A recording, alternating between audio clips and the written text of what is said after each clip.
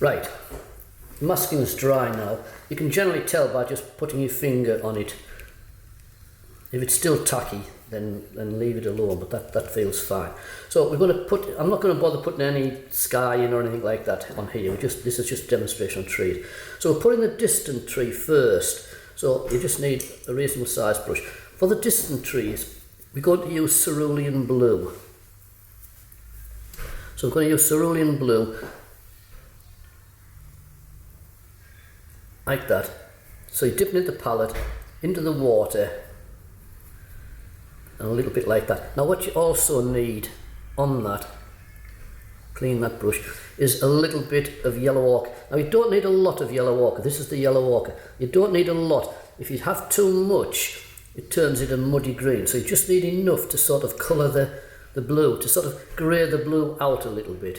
So you just need a little bit in to grey the blue out. Now I need a bit more paint in than that. So a little bit thicker so you can see. Move that palette along a bit, you can see the sort of colour. So the blue's in there, but it hasn't been turned too much. The yellow ochre's just greyed it off a little bit. Now the whole principle, this is a rough paper, it's Arches 300 rough. It works well for the techniques I use.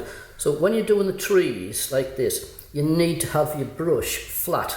It needs to be flat on the paper. It's no use painting with a point, because what the point does is fill in all the gap. It fills in the paper, the rough part of the paper, like that. So what you do is, you use the side of the brush and you move it fairly quickly so that it skims across the paper.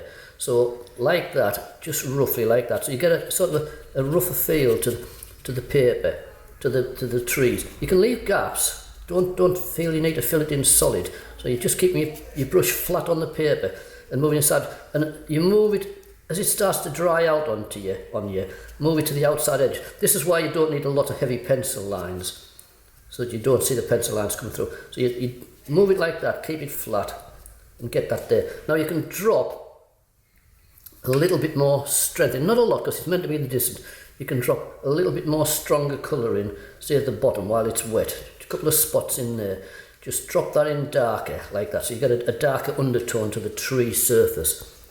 Clean your brush. I have two sets of water, one for clean and then a clean one for dipping. Then get a cadmium yellow. Fairly wet. It doesn't want to be too strong. It just wants to be on the watery side like that. So what you do with that is you just drop that in a couple of spots like that around the certain edges, not all over.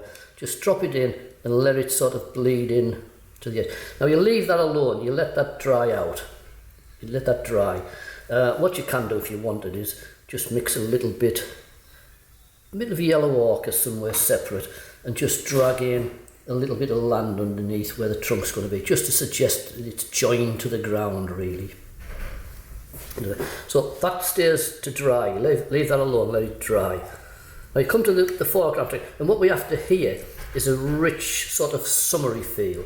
The feeling that the trees have gone past, it's going into sort of August and stuff, and the darker. So for that, and I know people say you shouldn't use it, we use lamp black. Now I don't buy greens, I don't buy them at all, I mix my greens. So you get a lamp black. Can you see that palette on there? Yeah, get a lamp black down there like that. You don't need it watery, I'll just use that there, but it's fairly strong.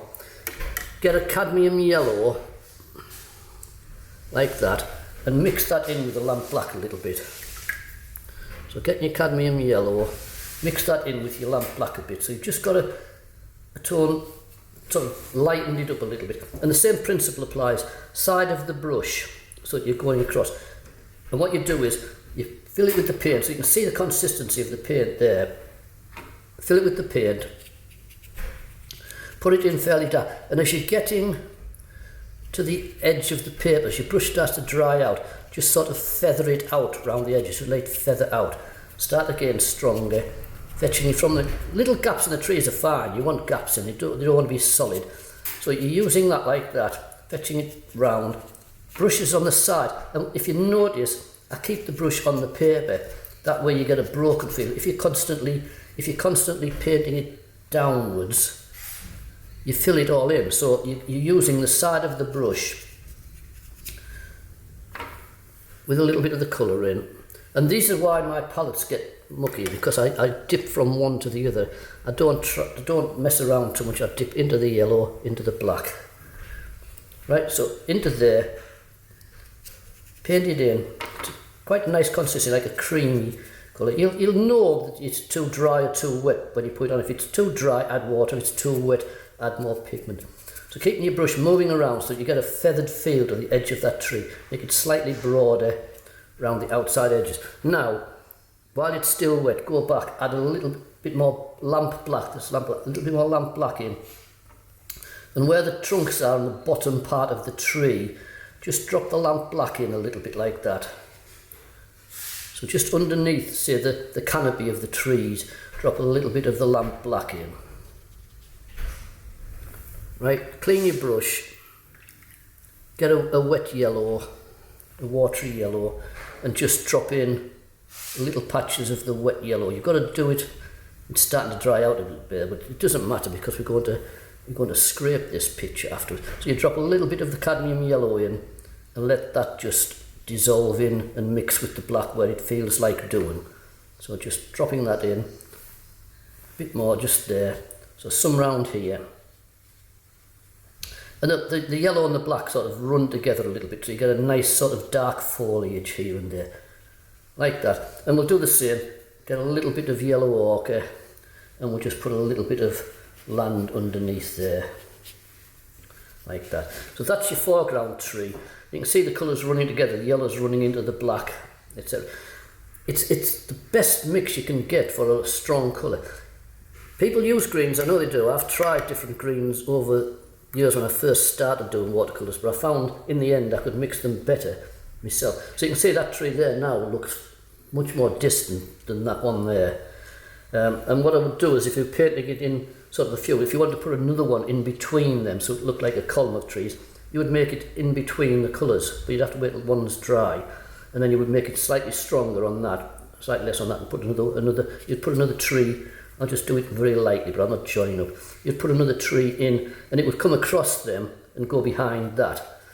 But I'm just sort of not doing that at the moment, so otherwise we have to wait even longer for them to dry. So you've got that, you let these dry, and then I'll show you what we do with them to get some light into them afterwards. We'll let that dry for now though.